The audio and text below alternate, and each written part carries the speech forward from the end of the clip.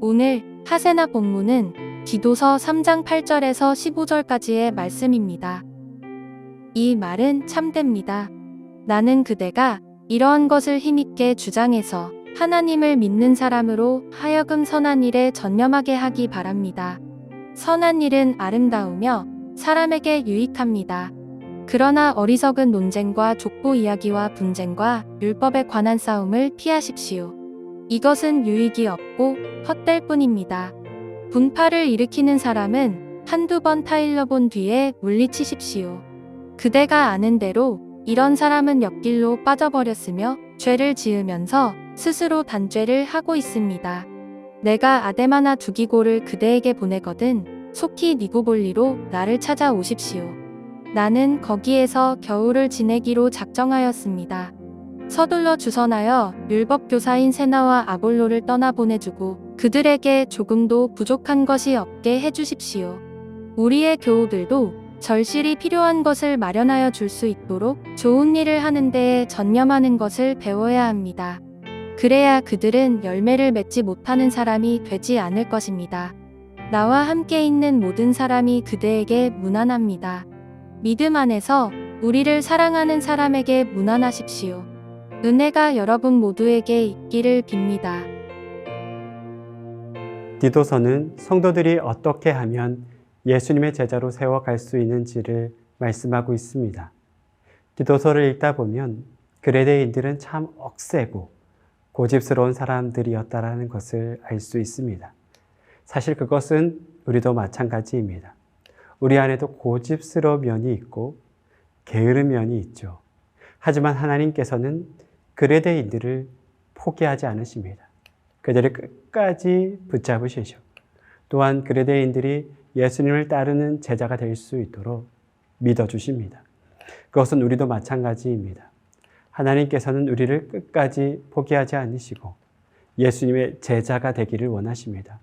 우리가 때로는 고장난 라디오처럼 하나님과 주파수를 잘 맞추지 못하더라도 하나님은 포기하지 않으시죠.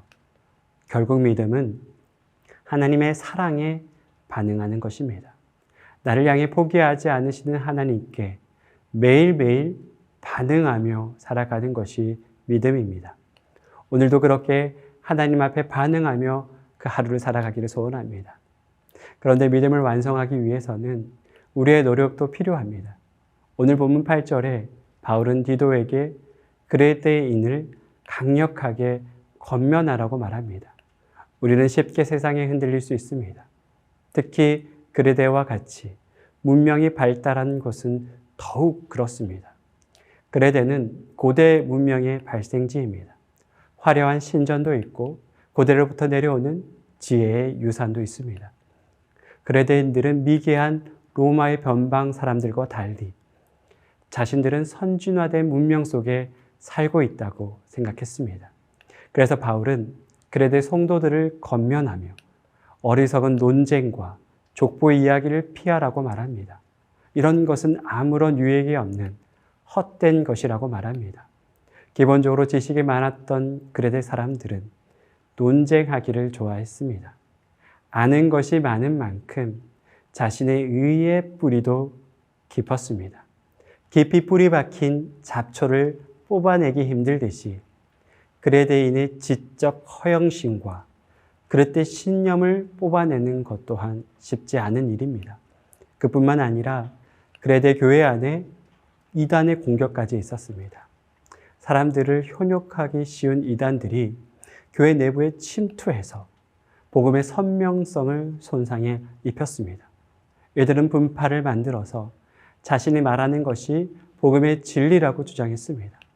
사도들의 전통과 바울의 가르침을 무시하고 또 그것을 거짓이라고 그들은 말했습니다. 몇몇 사람들은 그 주장에, 이단들의 주장에 흔들리기 시작했습니다. 원래 거짓도 확신 있게 주장하면 진리인 것처럼 가장할 수 있습니다. 특히 조심해야 할 것은 거짓교리는 교회를 완전히 무너뜨릴 수 있습니다. 그래서 바울은 분파를 만드는 이단을 한두 번 경고한 뒤에 내쫓으라고 말합니다. 바울은 그 누구보다도 이단 분파의 위험성을 잘 알고 있었습니다. 사람들은 현혹되기 쉬운 존재이기 때문에 그들이 들어올 수 있는 어떠한 틈도 허락하지 않았습니다. 이처럼 바울은 디도에게 그레데 교회를 세워가기 위해 여러 가지 권면들을 합니다. 예수 공동체로 세워가는 것은 그렇게 간단한 일이 아닙니다. 믿음의 공동체를 세우기 위해서는 모두의 노력이 필요합니다. 가을에 좋은 열매를 맺기 위해서는 좋은 날씨만 필요한 것이 아니죠. 밤낮 수고하는 농부의 노력도 필요하고 옆에서 돕는 사람도 필요합니다. 공동체 안에 선한 열매를 맺기 위해서는 하나님의 은혜뿐만 아니라 리더십의 수고와 성도들의 노력도 필요합니다. 믿음의 완성은 디도 한 명으로 불가능합니다. 디도는 분명히 탁월한 리더십이었습니다. 디모데는 바울의 가장 사랑하는 리더십이었다면 디도는 바울이 가장 신뢰하는 리더십이었습니다. 리더십의 탁월성에도 그레데 교회는 디도 홀로 만들어갈 수 없었습니다. 그레데 교회 성도들이 마음이 하나가 돼서 진리로 공동체로 세워갈 때 온전한 예수 공동체가 될 수 있었던 것이죠. 그것은 우리도 마찬가지입니다. 지금 이 시대는 그레데처럼 무익한 논쟁과 헛된 정보들이 우리를 둘러싸고 있습니다. 그런 시대 속에 우리는 어떻게 살아가야 할지 혼란스러울 때도 있습니다. 그럴 때일수록 우리는 더욱 굳건한 믿음의 공동체를 세워가야 합니다. 하나님의 뜻 안에서 선한 일을 하며 성령의 열매를 맺어가는 교회를 만들어 가야 합니다. 사랑하는 성도 여러분, 하나님께서는 우리를 푸른 교회로 불러주셨습니다. 그렇게 불러주신 이유가 있겠죠. 진리가 잘 보이지 않는 이 혼탁한 세상 가운데 하나님의 교훈을, 하나님의 진리를 빛내는 교회를 만들기 위해서 저와 여러분들을 불러주셨습니다. 여러분, 우리가 이 교회를 통해서 선한 일을 하며 믿음의 공동체를 완성해가는 그런 은혜가 우리 모두에게 있기를 진정으로 축복합니다. 오늘의 아시전은 떨어져 지내는 가족들에게 전화를 하는 것입니다. 안부를 묻고 격려와 힘이 되는 말로 서로를 향해 축복을 전하면 좋겠습니다. 오늘의 아시죠? 함께 하시죠.